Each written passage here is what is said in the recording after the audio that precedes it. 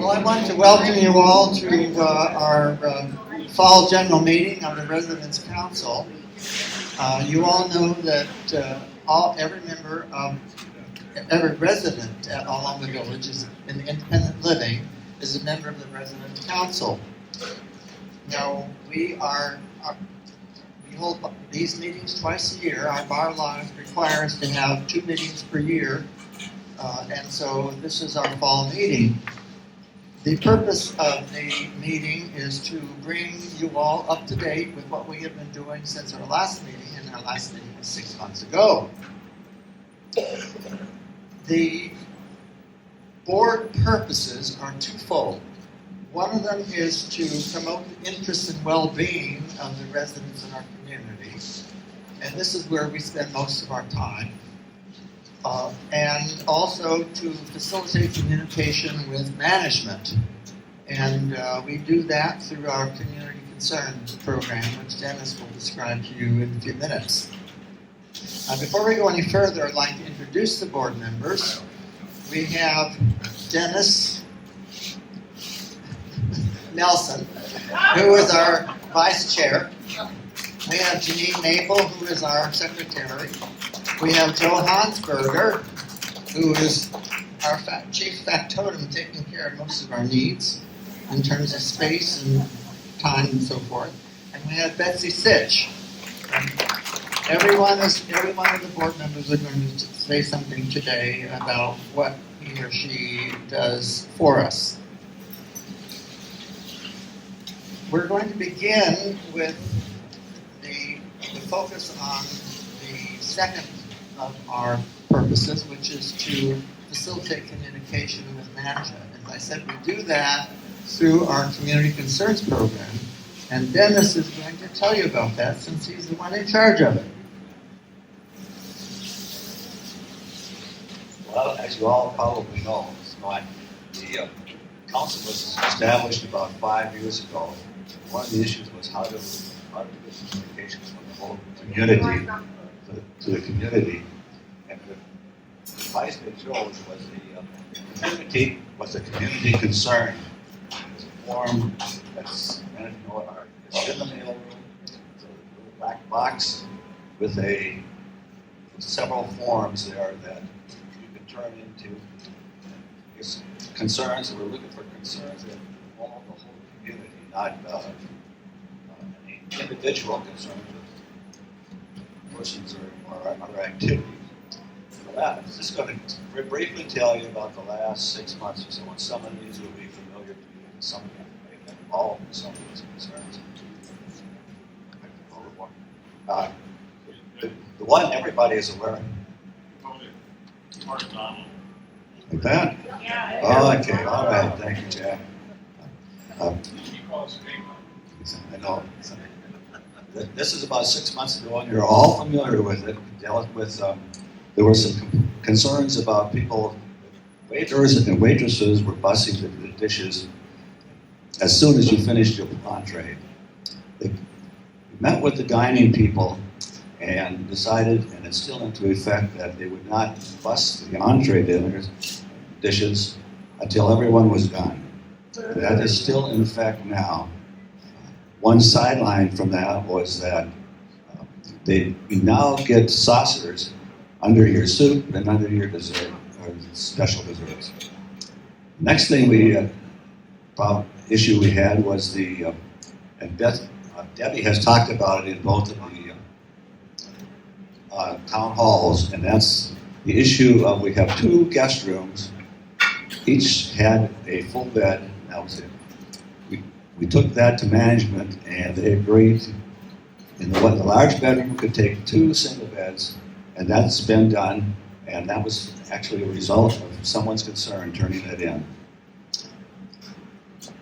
Third concern we dealt with, amend the bylaws to get an HRC representative. We discussed this and decided that the resident council was set up for people in independent living. So we elected not to act on that particular concern. The next one dealt only with a limited number of people, about 25. It had to do with the terrace garbage collection. I know. When they went to a new garbage collector, they changed the rules in the terrace buildings that each floor had to take care of their own garbage, collect it, take out the bin. Then we sat down with managers and said, oh, we should have it exactly the same as they do over in the villa and into the major building here. So that was decided, and we went back to having a trash room like the other places do, which is a recycle bin and a garbage bin.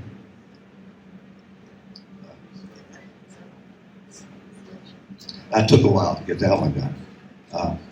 Next suggestion was to set up a container collection agent point for rechargeable batteries. Council decided not to get involved in that particular project, but we want to say, if anybody wants to take that up as a personal crusade, you're welcome to it. We will give you any support. The next one, which you've all been aware of, is there are 3 restrooms here by the dining area. They had hinges that closed very quickly. There were some injuries, and people with in their wheelchairs in particular, a lot of walkers, can't get out of there in time. So the one restroom by the mailroom, the hinge has been taken away, and there's one on order that will control that on a much slower basis to provide some safety when getting in and out of that restroom.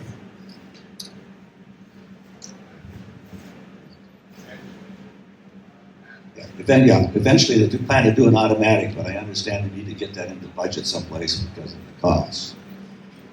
And the last item, those of you who are seated here should know it's the chairs here in the atrium. The sliders, many were broken and were a danger. So they ordered some Teflon sliders, and they have all been replaced within the last week. So that was taken care of that. So those are it's a wide range of different issues, not any ones or one following on to the other. So you get a number of different concerns that the council tries to act on.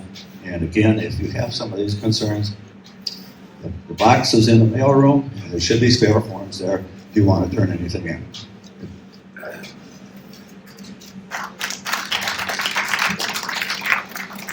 Along that line, I've had a number of residents talk to me about issues that they think are of general interest to our community, and I tell everybody that if you want us to act on it, then a community concern form has to be filled out, signed, and dated. Otherwise, the board will not take that into consideration. So please tell everybody you know that if they have a concern that impacts the community as a whole, the way to have the board act on it is to submit a form. And I keep hearing people saying, well, I didn't know that. Well, so all I can do is say, tell everybody you know that if they want us to act on it, they have to submit the form and sign it. Where I said we spend a lot of our time is in promoting the interests and well-being of our community. This is our focus. Now, I told you repeatedly that our motto is one family, one community. When Judith and I moved here in January of 2017, we were told, welcome to La Loma, you are now a member of our family. And that has been something that we have noticed consistently since then. And the board has decided that we would, not this board, but boards previously decided that we would focus our activities on what we could do to promote the motto of one family, one community. Now, one of the ways that we do that is through our board, the various board programs, one of which is our volunteer ride program. And I think everybody in this room knows about that. Maybe there are 2 or 3 new people that do not know about it. But basically, every month you hear about the volunteer coordinator. If you need a ride after hours, the Loma or Sun Health Ride program is from 8 in the morning to 4 in the afternoon. If you need a ride after 4 o'clock, even from home from the ER at 2 a.m., we have volunteer drivers that will help you out. We have 19 volunteer drivers. We have a monthly coordinator, so if you need a ride that is after hours for any reason involving medical, legal, banking, so forth. You call a coordinator and they'll find a ride for you. The next thing that we do, I'm trying to hurry because we have a lot of people going to see Singing in the Rain, including Joe, who is next on the list.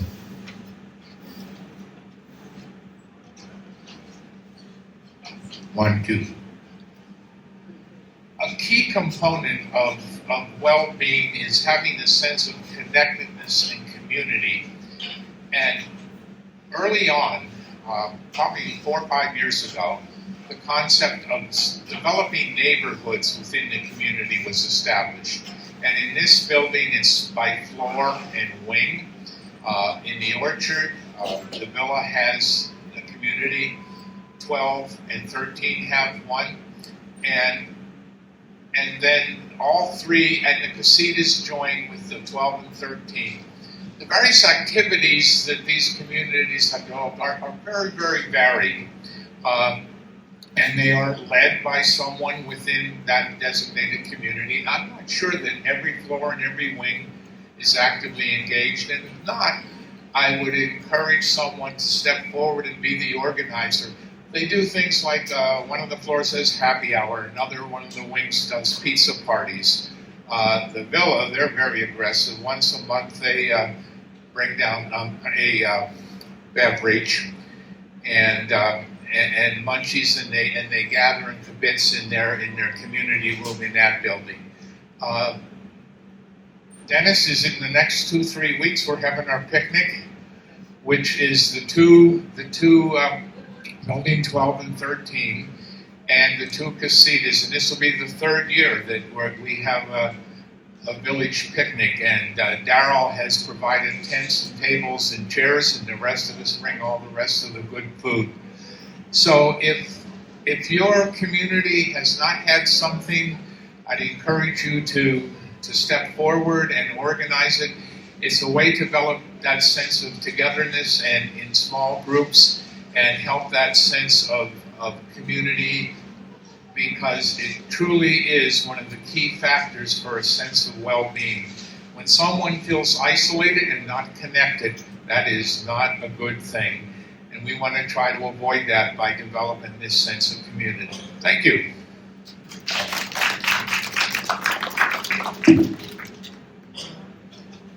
I know that the ground floor in this building has not been very successful in this so forth. I would say that if you live in the ground floor and you would like to arrange for something, come to the board and we'll help you do it.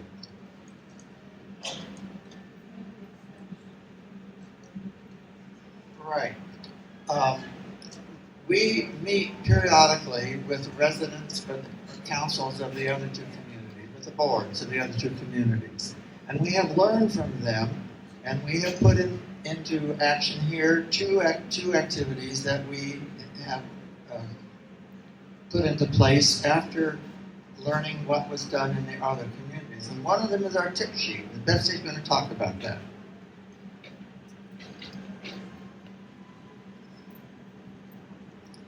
Can you hear me? Yes. Okay.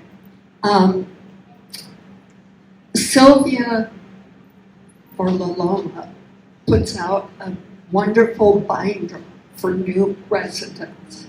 It's very thick and has lots of good information. But when you're brand new, as you all know, looking through a binder to find information is a little challenging. So the board developed a tip sheet for new residents.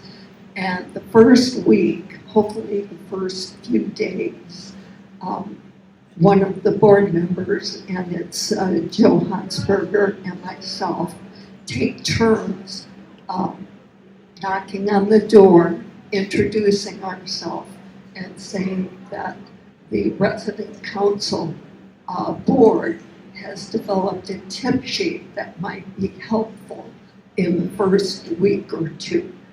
And it covers dining in the Sonoran making reservations, the cafe here. We have front desk number, we have maintenance phone number. We talk about the EMTs and how to connect with them. We even have information about if you're having trouble connecting with Cox or you're having technical trouble with your TV or your phone. We have information about the tech team when they meet and who to contact to make a reservation, which is better than walking in, although you can walk in. We also talk about what happens with the fire alarm, access key, about the round tables here are friendly tables that you can sit at any time. The dog parks, if you brought things that you decide you didn't want, furniture that's too big or some other things, we have information here on how you can get help getting those picked up, and special information for the orchard in terms of the mail and access to buildings. So we've gotten a lot of good feedback on this. We've only been doing it for probably less than a year, but it seems to go over pretty well because people can just look at one sheet and get information that they might need right away. Also, the tip sheet is on the community app. If you want to see what it is, go to the resident council portion of the app and you'll find it there.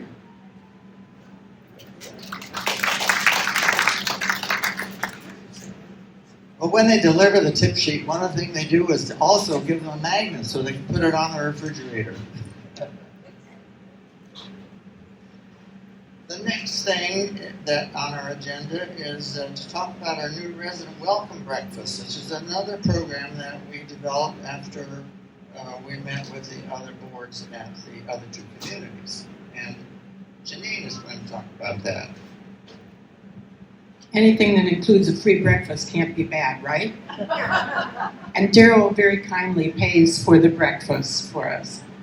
So we've had 3 so far this year, and you may be surprised to know we've had 11 new residents who attended, and that's not all of our new residents. We have 4 or 5 more who weren't able to attend because of scheduling conflicts. So we invite them. We give them that free breakfast. We introduce them to the board and tell them a little bit about how we got here. And then we ask them to tell us a little bit about them.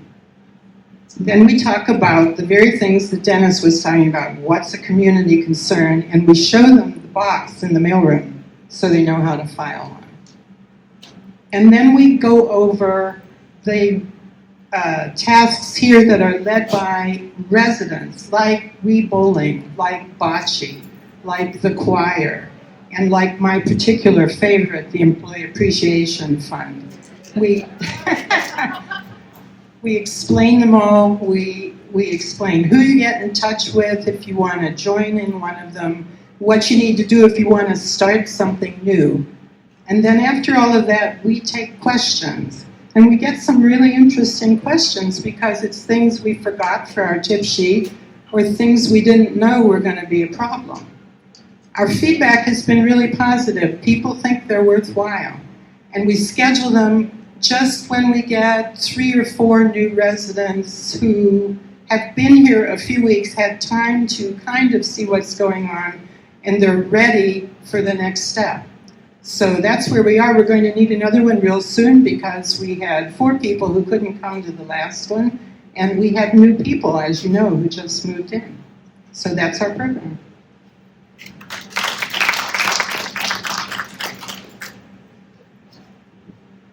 The board programs are designed to make our motto functional and real. And we would welcome any ideas from any of our residents here of things that we might do to add to what we already do. We're always looking for new ideas, and we invite you to put on your thinking caps and help us come up with some new ideas that can help us further our motto, one family, one community, serving each other. The last thing that I want to talk about is our joint meetings with the boards of the other two communities. We meet with them quarterly, and those meetings have been interesting, sometimes contentious, and sometimes extremely interesting, like the last meeting we had. I'll back up a bit. 2 months ago, I received a 4-page letter from the board of the Colonnade, signed by every member of their board and some of their committee chairs. So I think there may be 15 or 16 signatures on that letter. And what that letter was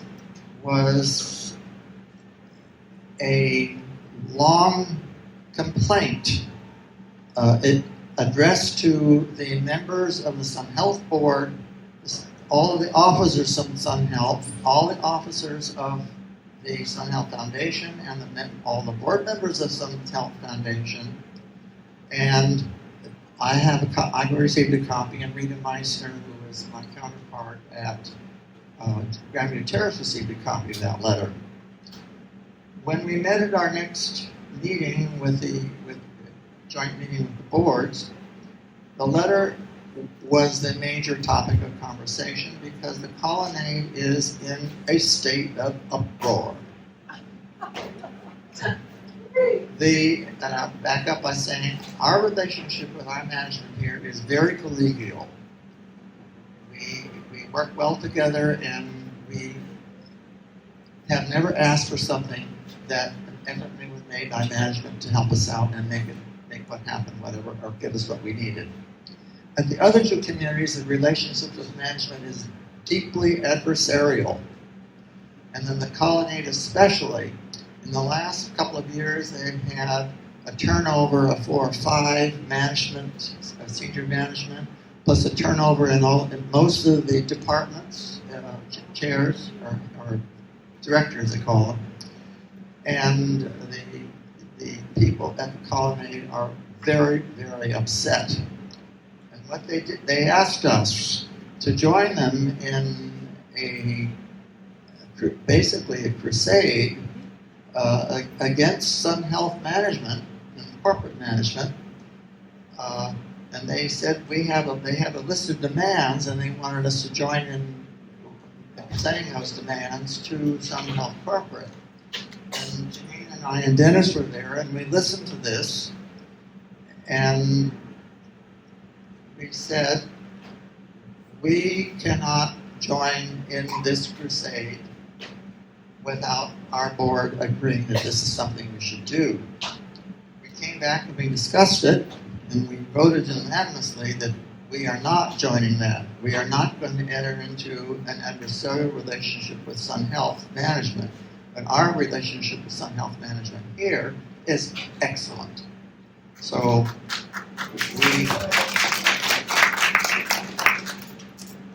we decided that we would not participate, and we sent a letter to the Colonnade board and to the Grandview Terrace board to that effect. And that was a very nice letter written by our excellent secretary Janine here. Yes, Grandview took the lead from us and also decided not to participate. So Colonnade is on their own. I don't know what has happened. We'll find out at our next joint meeting. But I thought you would like to know what's about that. What we observed in meeting with the other two communities is that our community is quite unique for Sun Health. We have most of our activities in our community that resident led. We have, I think, 19 activities in our community that are all resident led. We have, as I said, a family relationship here, which we work very hard to promote.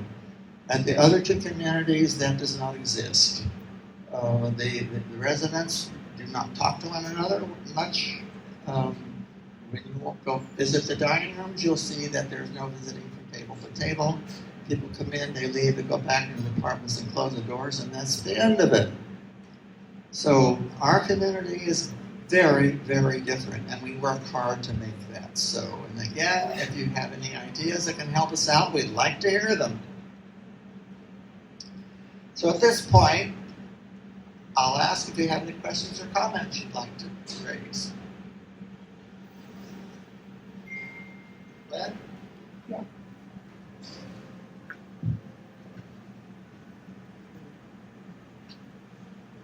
Sounds interesting about what you got from the colonnade.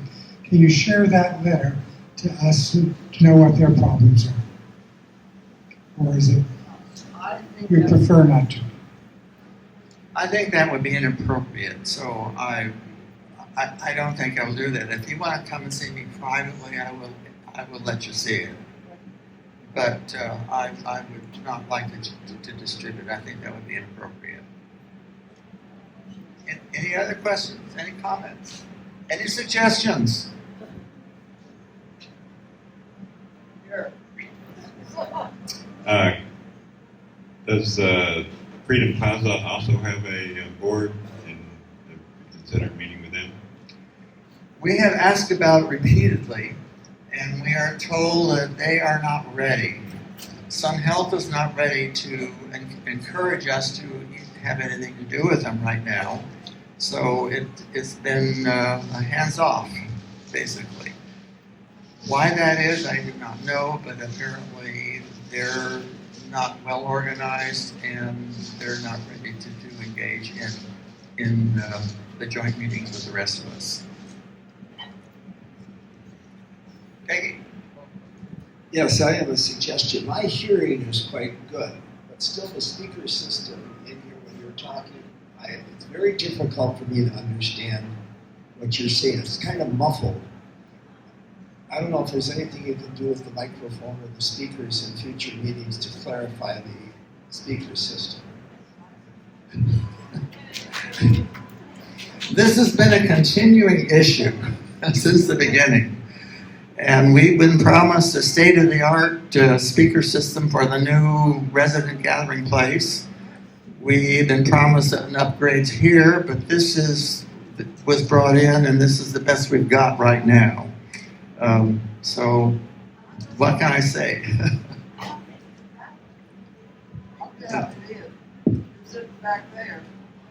Yeah, and maybe the way the speakers are pointed too. Maybe they should be facing that way. Yeah. Yeah. Well, there are two of them. Peggy. She handed it over to me. Hey, we have a friend who lives at Freedom Plaza. We have several friends who live. We got a call that they were told they can now come over to the other three facilities using their points for meals. And they've done it. So there is some relationship, but we haven't heard anything about our going to Freedom Plaza using our points for meals there. And apparently, they are coming over here. Well, we can look into that and let you know if you're interested in going to Freedom Plaza. I don't even know where it is. Okay, it's nice. I hear it's nice. Anything else? Any questions, suggestions? Chris? Oh, all right. All right. No, she said she wants to do it privately. That's fine. The door is always open for any of the board members. Any of you want to talk to me or to any of the board members, we're always ready to hear what you have to say and follow up on any suggestions you'd like to make. We're always looking for new ideas. Anything else?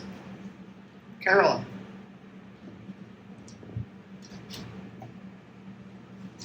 I'm glad you brought these things up today because I think for us as we live here, we take so many things for granted.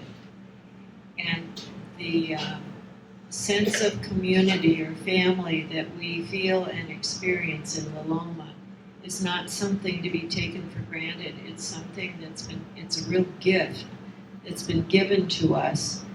And as long as we can continue to be neighborly with each other and share birthday cards and anniversary cards and dinners together and times like this, we will always hang on to that form of community. I don't know a thing about Colonnade. We did not look at any other place other than here. But the minute we walked in the door for the first time, we knew that there was something in this place that you don't just find everywhere.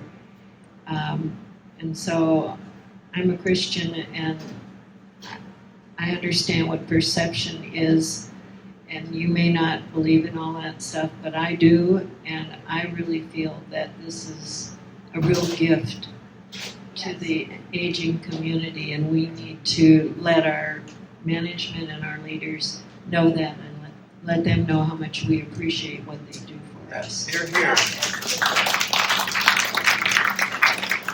To follow on that, in order to keep it going, we have to work at it. And that means we work with one another, we support one another, we aid one another, and we communicate with one another openly and freely. So I agree. Carolyn, thank you for that comment. By the way, Carolyn is one of our advocates. She's in charge of the movie programs. And she was instrumental in the new seating that went into the theater. So Carolyn is she's a real star for us. She's done a lot for us behind the scenes that you're all benefiting every time you go into that theater. Thank you, Carol. Any other comments or suggestions? No? Well then, we thank you for coming and joining us. We hope you have a good day, and we'll see you next time.